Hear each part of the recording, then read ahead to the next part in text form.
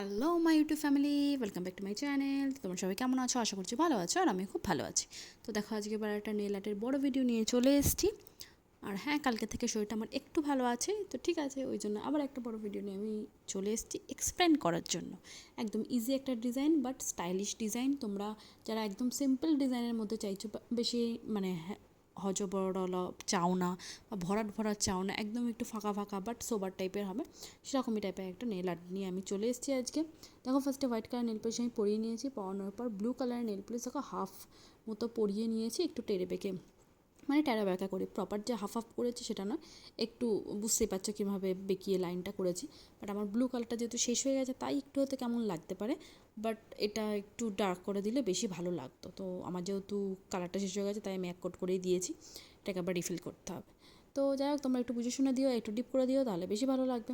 এরপর দুটো কালারই শুকিয়ে নেওয়ার পর দেখো, আমি একটা পিঙ্ক কালারের নেল পলিশ নিয়ে নিয়েছি ডটের টুলসে, নিয়ে ওপর দিকে, একদম ওপরে না, আবার একদম মিডিলেও না, ওপর আর মিডিলের মাঝ বরাবর একটা দেখো জায়গা নিয়ে, সেখানে 5 ডট দিয়ে একটা ফুল আমি করে নিয়েছি, পুরোটা ভরাট করে নেব।